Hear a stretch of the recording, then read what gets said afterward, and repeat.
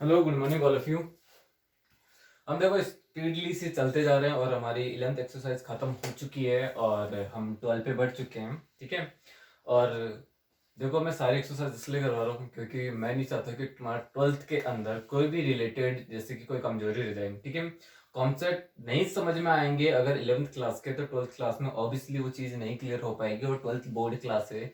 इसलिए ये तुम्हारे जो क्वेश्चंस होते हैं कि सर ये हमारा तो सेलेक्टेड एक्सरसाइज ये आ रही है, बोर्ड वाले ने जो अभी जो नया सिलेबस बनाया है उसके अंदर सेलेक्टेड ये, पर आप सारी क्यों करवा रहे हो? तो उसका रीजन ये है कि सारी इसलिए करवा रहा हूँ क्योंकि अगर ये सारी एक्सरसाइज कंप्लीट होगी तो ये आपको 12th समझ में आएगी, अदरवाइज 12th का कुछ भी नहीं समझ में आने वाला है। सीधा समझ आए। तो 11th क्लास में थोड़ी सी एक्स्ट्रा मेहनत करनी है, इसलिए मैं सारी एक्सरसाइज को लेते हुए चल रहा हूँ। ठीक है। अब बात करता हूँ कि जो तुम्हारा 12 एक्सरसाइज वो उसका जो है तुम्हारी, वो तुम्हारे है थ्री डी, थ्री डी ज्यामिति है तुम्हारे। ठीक है।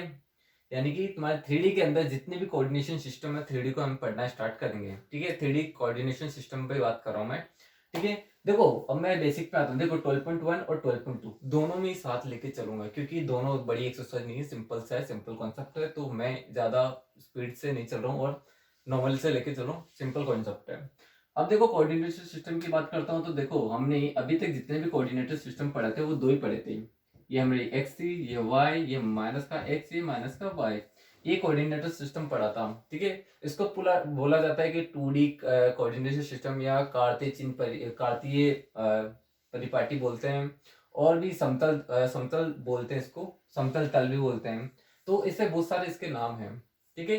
अब ये चीज तो हमने पढ़ी। देखो एक चीज मैं बता देता हूँ, ये जो चीज पढ़ रहे हैं ये चल रही है अभी 2D में है। 2D की बात कर रहा हूँ और हमारे जो एक्सरसाइज है ना ये हमारी है 3D के अंदर। तो पहले हम 2D समझते हैं, 2D के बाद हमें 3D समझ में आएगी। ठीक है। तो मैं 2D बता देता हूँ। पहली चीज तो ये हमारी एक्स वाई माइनस एक्स और जेड। ठीक है। हम जब भी कोऑर्डिनेट सिस्टम लिखते हैं तो सबसे पहले एक्स को लिखते हैं, देन वाई को लिखते हैं। आई बात समझ में? ये अगर देखो सिंपल सा कॉन्सेप्ट है, अगर ये चीज समझ में आई तो आगे का पूरी चीज समझ में आ जाएगी। ठीक है। तो अगर मैं बात करता हूँ कि हमारे जो समतल तल है या फिर इसको एक्सिटी बोलो या कुछ भी तल बोलो, ठीक है, इसके अंदर हमारे चार चतुर्थांश होते हैं। ठीक है। जिसमें बोले तो ये क्वाड्रेंट होते हैं। कितने क्वाड्रेंट के अंदर होते हैं? ये first quadrant, second, third and the fourth. ठीक है। ये हमारा हिंदी में लिखते जा रहा हूं मैं, चतुर्थांश। ये सेकंड, ये थर्ड एंड द फोर्थ। ठीक है। अभी चतुर्थांश लिखने की जरूरत नहीं, मैं एक पे लिख चुका हूँ तो समझ जाना बाकी सब पे। ठीक है। ये चार चतुर्थांश होते हैं। ठीक है। जब हमारे पास सिर्फ एक्स और वाई हो उस कंडीशन की बात कर रहा हूँ मैं। ठीक है। और इस वाली बात करता हूँ, इस चतुर्थांश की बात करता हूँ, ये इस क्वाड्रेंट की बात करता हूँ। उसके अंदर देखो एक्स किसका है भाई? पॉजिटिव, वाई भी पॉजिटिव, यानी कि दोनों के साइन आ रहे हैं प्लस प्लस के। इस क्वाड्रेंट की बात करते हो, देखो इधर एक्स आ रहा है पहले माइनस का और फिर वाई आ रहा है हमारा प्लस का, तो ये हो गया माइनस प्लस। थर्ड की बात करता हूँ तो माइनस का एक्स इसमें भी और माइनस का वाई है तो माइनस माइनस आ गया इसमें। इसकी बात करता हूँ तो एक्स इसमें प्लस का और वाई इसमें माइनस का। ठीक है। ये सीधी सीधी सिंपल समझ में आ चुकी है बात। ठीक है। कोई दिक्कत नहीं है, यहाँ तक कि कोई समस्या नहीं आने वाली। अब जो मैं बात करना चाहता हूँ, ये तो बात थी 2D की। अब बात करता हूँ 3D की। 3D के अंदर एक और एक्सरसाइज जुड़ जाती है, एक्स वाई और जेड, तीन हमारे कोऑर्डिनेट बन जाते हैं। अब तीन कोऑर्डिनेट बन जाते हैं तो देखो कोऑर्डिनेट तीन कैसे बनते हैं, मैं आपको थोड़ा हार्ड होगा थोड़ा सा समझाना। ठीक है।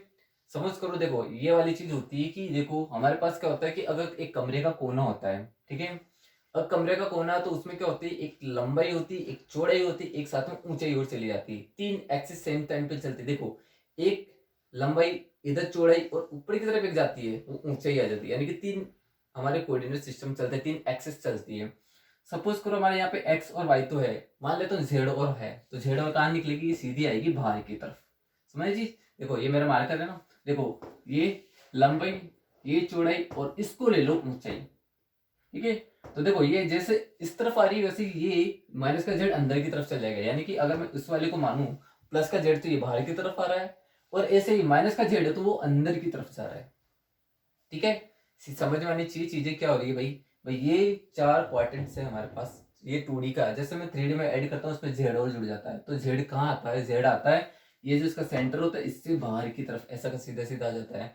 अब मैं मान लेता हूँ यहाँ से जो सीधा बाहर की तरफ आ रहा है ये हमारा पॉजिटिव जेड है, तो सबकी नेगेटिव देखो, पॉजिटिव के अलावा नेगेटिव एक्सिस भी है तो जेड की भी नेगेटिव होगी। तो ये जैसे बाहर आ रहा है तो इसकी पॉजिटिव है, तो नेगेटिव वाली अंदर की तरफ जाएगी, यानी कि उस साइड बैक साइड की बात कर रहा हूँ, बैक साइड में माइनस की जेड आ जाएगी। ठीक है, तो माइनस की जेड बैक साइड आ गई, तो बैक साइड आ गई तो देखो इसको डिवाइडेड करेंगे, हमारे पास पहले थे 4 चतुर्थांश, ठीक है 4 क्वाड्रेंट थे, लेकिन जैसे इसमें जेड जुड़ जाती है इसके अंदर 8 हो जाते हैं। 8 कैसे हो जाते हैं भाई, देखो ये ऐसे थी, ये जेड थी, तब ये इसका फर्स्ट हो जाएगा, सेकंड हो जाएगा, थर्ड हो जाएगा, फोर्थ हो जाएगा। ये 4 तो हमें पता था, लेकिन अगर पीछे की तरफ जेड है, माइनस का जेड, उस कंडीशन में यहाँ पे क्या हो जाएगा, फोर्थ, फिफ्थ, सिक्स और सॉरी फिफ्थ, सिक्स, सेवंथ और एट्थ, यानी कि टोटल 8 होते हैं, यानी इसको बोलते हैं अष्टक बोलते हैं या ऑक्टेट्स बोलते हैं। इंग्लिश में ऑक्टेट्स बोलते हैं और हिंदी में बोलते हैं इसको अष्टक बोलते हैं। तो उस टाइम में 8 चतुर्थांश हो जाते हैं। ठीक है, अब 8 चतुर्थांश हो जाते हैं तो इनको हटा रहा हूं मैं। अब मैं बात करता हूं अपनी ही कि अब समझने की कोशिश करना। इसको भी हटाता हूं मैं, इसको साइड में लिख देता हूं मैं। देखो हम 3D की बात करते थे, तो 3D के अंदर हमें पता था कि x, y और z आता है। ठीक है, अब देखो यहाँ पे मैं दो चीज एक साथ बना के दो चीज समझाना चाहता हूँ। कैसे, x माइनस का x, ये y, ये माइनस का y। ठीक है, अब यहाँ लिखता हूँ कि यहाँ कहाँ लिखूँ मैं, ये लिख देता हूँ, यदि z धनात्मक, तो देखो पॉजिटिव लिख देता हूँ या ऐसे लिख देता हूँ, यदि z धनात्मक हो तब भाई जब z, ये z है याद रखना इसको, नहीं तो ऐसा बना देता हूँ, नहीं तो इसको 2 में समझ लेना। यदि z धनात्मक हो, और 2 नहीं है, ये हो है, याद रखना हो, तब है भाई मैं मान लेता हूँ z ये धनात्मक वाली है, धनात्मक की है, तो z को छोड़ो, पहले इनके सारे कोऑर्डिनेट सिस्टम लिख लो, दोनों तरफ लिख लो, जो हमारे सेम होते थे वही चीज लिख रहा हूँ मैं। वाई जेड में कोई चेंजेस नहीं है, हमें पता है कि दोनों पॉजिटिव होते हैं यहाँ पे। ठीक है, और हमें पता है यहाँ पे माइनस प्लस होता है, या माइनस माइनस होता है, या प्लस माइनस होता है, यहाँ पे भी सेम चीज, और माइनस प्लस माइनस माइनस और प्लस माइनस, ये चीज तो कॉमन थी एक्स वाई के लिए। लेकिन अगर जेड पॉजिटिव हो, ठीक है पॉजिटिव हो, तब इसको मानना है अपने को फर्स्ट क्वाड्रेंट, इसको मानना है सेकंड, इसको मानना है थर्ड, इसको मानना है फोर्थ। समझे, जब z पॉजिटिव हो तब। अब z में मान लेता हूँ पॉजिटिव है, तो पॉजिटिव में इसमें भी प्लस जुड़ेगा, इसमें भी z प्लस जुड़ेगा, इसमें भी z प्लस जुड़ेगा, इसमें भी z प्लस जुड़ जाएगा, तब ये सारे साइन हो जाएंगे।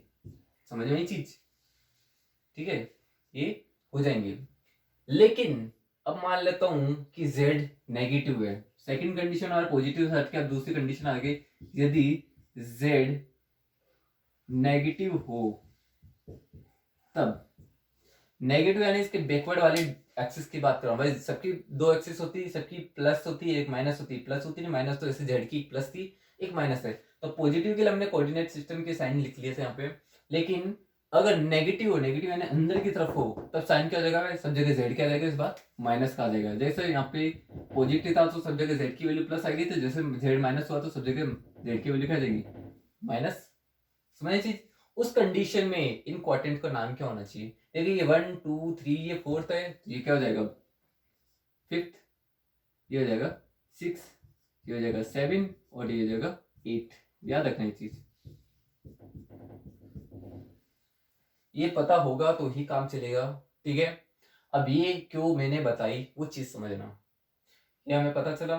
जैसे कि मैं अभी जैसे स्टार्ट कर देता हूँ, चलो छोड़ो, एक्सरसाइज नंबर 12.1, ठीक है 12.1 के अंदर क्वेश्चंस दिया आएगा। सपोज करो कोई भी क्वेश्चन दे दिया जाता है कि आपको बोल दिया जाता है कि 3 - 5 और 3, बताओ ये कौन से क्वाड्रेंट के अंदर आता है इन 3D। तो ये अब सोच के बताओ कि देखिए यहाँ पे मुझे पता चल रहा है कि x प्लस का आ रहा है, दूसरा साइन आ रहा है माइनस का, और लास्ट साइन आ रहा है मेरा प्लस का। तो प्लस माइनस प्लस ये किसके अंदर आता है भाई, यार भाई प्लस माइनस प्लस यानी कि फोर्थ क्वाड्रेंट, यानी कि हमारा पता चल गया भाई फोर्थ क्वाड्रेंट में आता है। आएगा समझे, ऐसा आएंगे बहुत सारे क्वेश्चन। और मान लो आपको क्वेश्चन दे दे कि 2 - 6 - 9 ये कौन से क्वाड्रेंट में आता है, तो भाई देखो आगे लिखा हुआ है प्लस फिर माइनस फिर माइनस, मतलब ये कौन से क्वाड्रेंट में है? दो, एक प्लस का दो माइनस के, तो एक प्लस का और दो माइनस के किसी तरफ आ रहा है भाई, ये रहा एक प्लस का और दो माइनस के, ये आ रहा है एट्थ के अंदर आ रहा था, तो हमें पता चल गया ये एट्थ क्वाड्रेंट का पार्ट है। आया समझे? तो ये सिंपल सा लॉजिक है, आप चाहो तो इसका स्क्रीनशॉट ले लो, जो भी करना हो कर लो, बड़े इजी एक्सरसाइज है, ध्यान रखना बस इस चीज का, ठीक है। ये तो हुई हमारी 12.1, ठीक है। 12.1 के बाद आती है मेन पॉइंट आता है 12.2 पे, और 12.2 सबसे इजीएस्ट इजीएस्ट इजीएस्ट बोल सकता हूँ, इतनी इजी पड़ती है हमारी, ठीक है, समझना इस चीज को।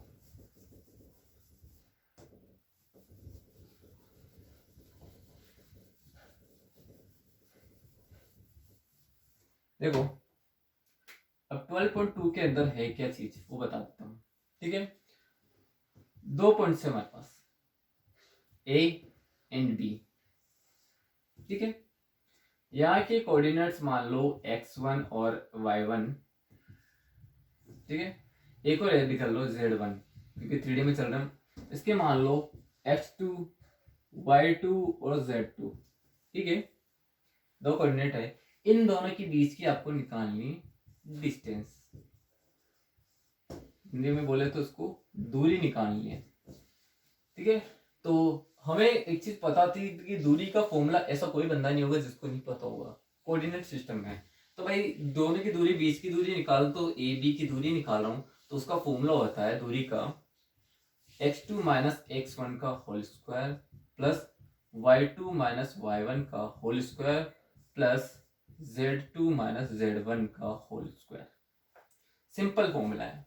पहले दो कोऑर्डिनेट होते थे, यहाँ पे क्या आता था, अब तीसरा जुड़ गया, तो तीसरे में क्या दिक्कत आ रही है? सिर्फ इतना सा कॉन्सेप्ट है, ये फॉर्मूला लगेगा सारी के अंदर, मतलब 11.1 के अंदर सिर्फ ये बताने की कौन से क्वाड्रेंट के अंदर आ रहा है या कौन से अष्टक के अंदर आ रहा है।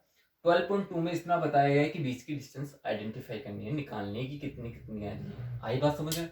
बस इतना से निकालना है, इतना से निकालता आपका सरका खत्म हो जाएगा। आई बात समझ में?